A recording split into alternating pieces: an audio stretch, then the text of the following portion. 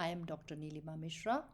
Today we will discuss a critical public health priority, detection and prevention strategies for malaria, with a dedicated focus on the health of women and infants.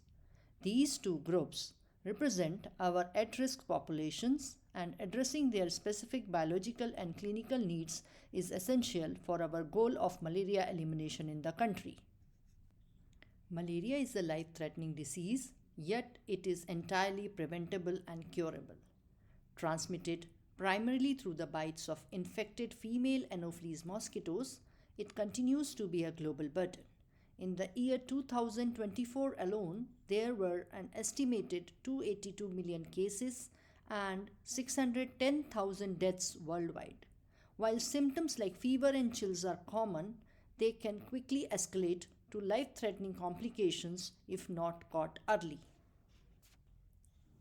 The burden of disease is not evenly distributed. The WHO African region accounts for 95% of all cases and deaths, with children under 5 making up 76% of those fatalities. Closer to home, India carries the heaviest load in the Southeast Asia, contributing to over 73% of cases and 89% of deaths in the region. Although India achieved an 80% decline in reported cases since 2015, mortality among at-risk groups has not decreased at the same rate, a phenomena known as the elimination paradox. Why infants and pregnant women? Their immune systems are either developing or naturally weakened, placing them at higher risk for severe illness and complications. Furthermore, environmental shifts like flooding and rising temperatures are now bringing malaria to previously safe highland areas, exposing non-immune pregnant women to new risk. The biology of malaria in pregnancy and neonatal risk. As we know, malaria in pregnancy is biologically unique due to placental sequestration. Parasites express the WAR2 CSA protein, allowing them to hide in the placenta and avoid detection in standard blood smears. This invisible infection leads to chronic inflammation, causing low birth weight, preterm birth, and even congenital malaria, where the infection is passed to the infants during labor. We must also address asymptomatic reservoirs. Up to 80% of infections in pregnant women in stable areas show no symptoms. These submicroscopic infections are often 4 times more prevalent than what we can see under a microscope. They act as silent source of community transmission and can cause maternal anemia even without a fever. Our current tools have limitations. While microscopy is the gold standard, as it allows for species identification and parasitemia quantification, it also has certain limitations. The high inter-user variability, missing low-density infections, and a technique which is itself a labor-intensive and requires stable infrastructure, there is a need for alternatives to microscopy. The bivalent rapid diagnostic test kits is a major public health innovation in the recent times, detecting both Plasmodium falciparum and Plasmodium vivax simultaneously at the point of care. However, bivalent RDTs are faster but face a new threat, the HRP2/3 deletion crisis.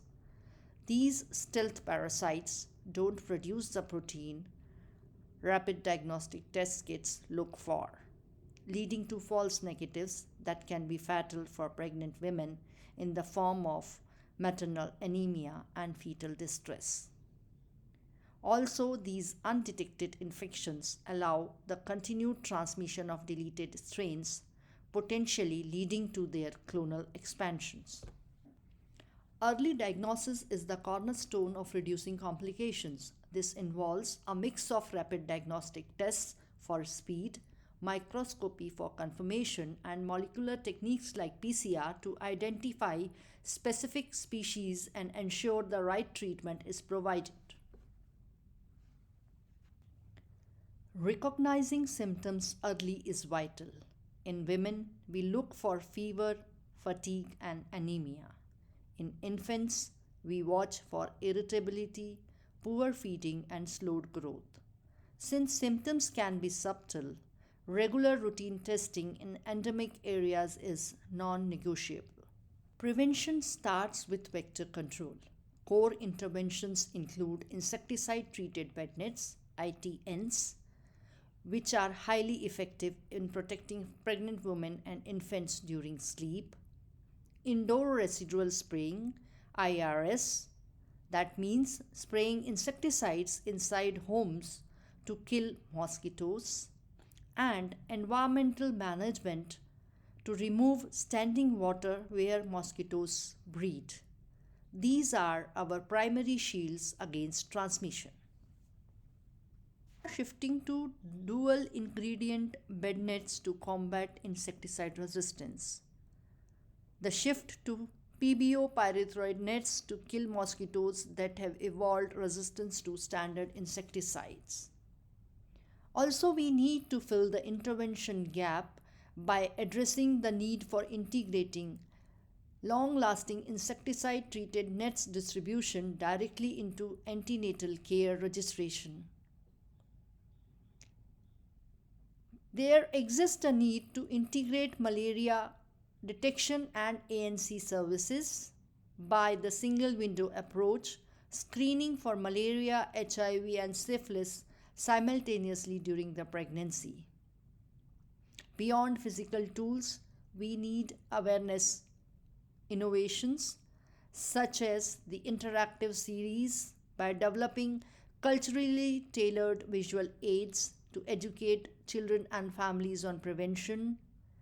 Also, moving beyond technical jargon to empower communities to participate in malaria free initiatives. The shift towards integrated community case management, empowering local workers to treat infants at home, and making the behavior change at the local level. Preventive chemotherapy involves giving full treatment courses to vulnerable population at specific times regardless of whether they are currently infected. This strategy complements our vector control and diagnostic efforts. Preventive chemotherapy includes perennial malaria chemoprevention for year-round high transmission areas and seasonal chemoprevention which protects children during the months of highest risk, typically the rainy season. The intermittent preventive treatment of malaria in pregnancy, IPTP, gives monthly treatment to pregnant women during their first or second pregnancies from the second semester via ANC clinic, preventing severe malaria and anemia. The intermittent preventive treatment of malaria in the school aged children, IPTSC, uses school platforms to deliver full antimalarial courses at intervals, safely reducing infection, anemia, and absenteeism in endemic areas. We also use strategies like post discharge chemoprevention for children recovering from severe anemia to prevent readmission. In some cases, mass drug administration is used as a campaign strategy to reduce the overall parasite reservoir in a community. The strategy of mass drug administration has also been used as part of global efforts to control and eliminate neglected tropical diseases. Various strategies are being followed for providing infant protection and antenatal care. Intermittent preventive treatment in pregnancy (IPTP) is being administered during antenatal visits in malaria endemic regions to reduce infection risk.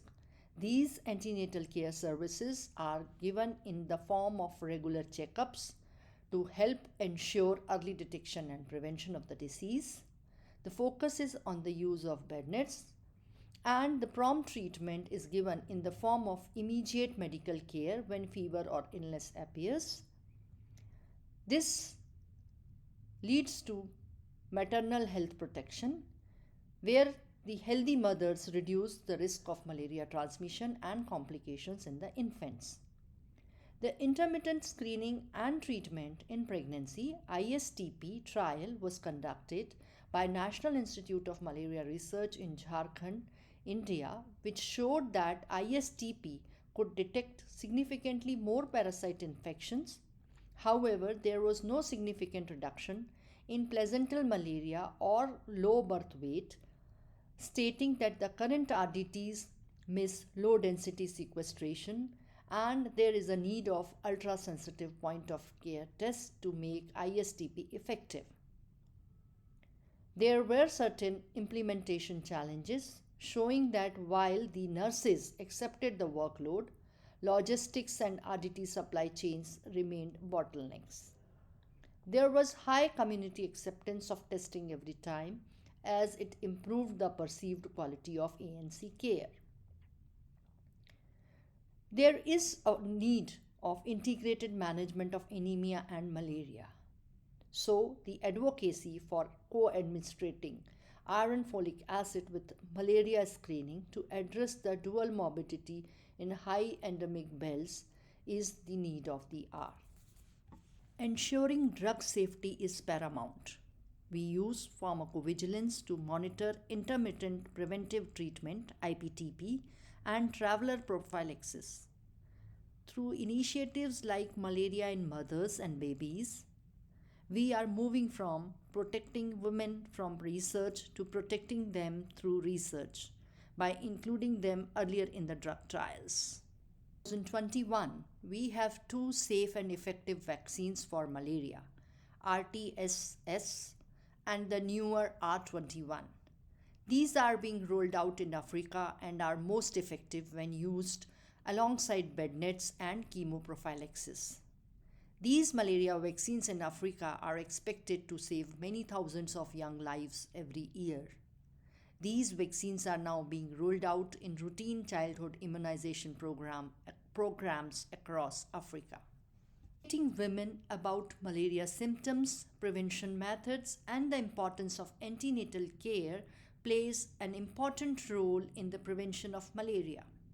Education must overcome barriers like low literacy and cultural myths by utilizing digital health tools, community-led delivery, and integrated single-window care models. We can improve healthcare seeking behavior for both mothers and infants. We still face major hurdles for the prevention of malaria in high-risk populations. Biological ones like HRP2 deletions, implementation barriers like drug stockouts, and socio-economic challenges like gender inequity. Additionally, climate change and drug resistance in certain regions continue to threaten our progress. In conclusion, strengthening malaria and child healthcare is the key to our 2030 elimination goal for malaria. We must transition from monitoring to active response, deploy multi-target RDTs, and remember that data-driven policy is the only shield for our future generations. I acknowledge my sincere thanks to ICMR National Institute of Malaria Research, Ministry of Health and Family Welfare, National Vector-Borne Disease Control Program, and collaborative research partners for technical and financial support. Thank you.